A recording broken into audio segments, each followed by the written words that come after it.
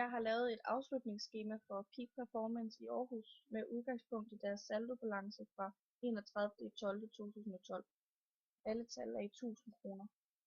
Det første jeg har gjort er at bogføre deres vareforbrug for fjerde kvartal, som er opgjort til 340 kroner. Det har jeg sat i debit på vareforbrug og i kredit på varelager. Det næste jeg har gjort, det er afskrivning på biler, hvor jeg har afskrevet 50. Dem har jeg sat i debit på afskrivning på biler og i kredit på akkumulerede afskrivninger på biler.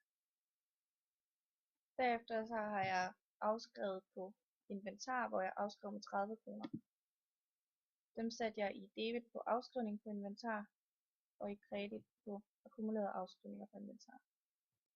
Den 1. oktober 2012 bogførte man en forsikringspræmie på 20 kroner, som omfatter perioden 1. oktober 2012 til 30. september 2013, hvilket vil sige, at en fjerdedel af beløbet vedrører år 2013, og de sidste 3/4 vedrører år 2014.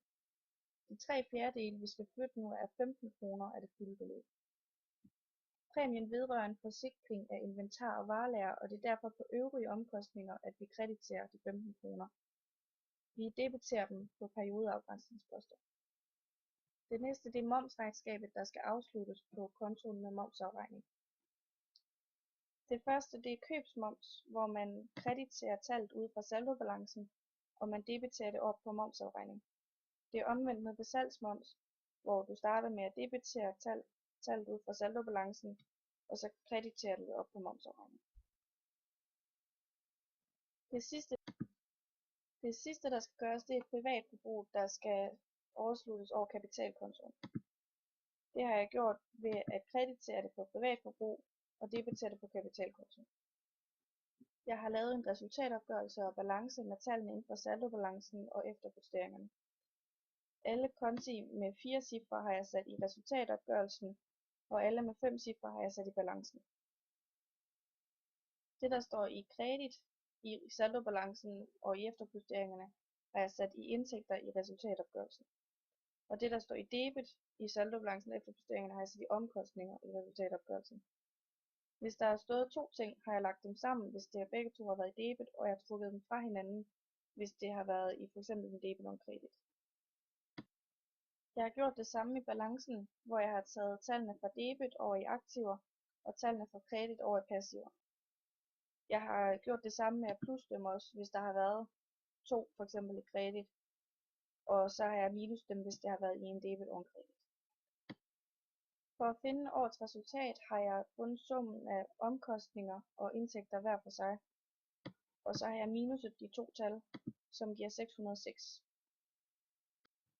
Det samme har jeg gjort over ved balancen ved at finde summen af aktiver og passiver, og også minus dem fra hinanden og fået samme resultat, 606. For at se om det går op, har jeg plusset årets resultat med omkostningerne, og det giver så det samme som indtægterne. Det samme har jeg gjort over ved balancen ved at få plus årets resultat med passiverne, og det giver så det samme som aktiverne. Her har jeg opstillet resultatopgørelsen for 2012, hvor nettoomsætningen er tallet om fra afslutningsarket, som jeg har ført direkte om. Det har jeg også med vareforbruget, og så har jeg regnet bruttofortjenesten ud ved at minus nettoomsætningen med vareforbrug. Det giver 2.585. Her ved andre eksterne omkostninger har jeg lavet en note. Der er salgsfremmende omkostninger, lokale omkostninger, kassedifferencer, bilers driftsomkostninger og øvrige omkostninger. Det giver alt 987 kroner, som jeg har sat ind om i resultatopgørelsen. Personaleomkostningerne har jeg taget direkte om på afslutningsarket. De 2 skal jeg minus med bruttofortjeneste, og det giver i alt 698 kroner. Her ved afskrivninger har jeg også en note. Der er biler og inventar, som i alt giver 80 kroner. Dem har jeg sat om i resultatopgørelsen, og det har jeg minuset med tallet indtjeningsbidrag, og det giver i alt 618 kroner. Mine renteindtægter har jeg også fået om fra afslutningsarket, og det har jeg også med mine renteomkostninger. De 2 har jeg regnet ud sammen med resultatet før renter, altså jeg har plusset renteindtægter og minuset renteomkostninger. Det giver alt 606 kroner, som det også gjorde herom i årets resultat. Her har jeg balancen fra 31. december år 2012, hvor vi starter over ved aktiver. Der har jeg lavet en note for biler og en næsten magen til for inventar. Jeg har fundet anskaffelsesværdien og minuset de akkumulerede afskrivninger. Anskaffelsesværdien har jeg fundet i saldobalancen ude i debit, hvor det er 300 på biler og 200 på inventar. Det giver en bogført værdi på biler på 200 og 130 på inventar.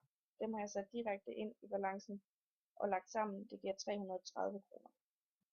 Nede i omsætningsaktiver har jeg fundet tallene direkte omme i afskrivningsarket fra varelager, varedebitorer, periodegrænsningsposter og likvidbeholdning.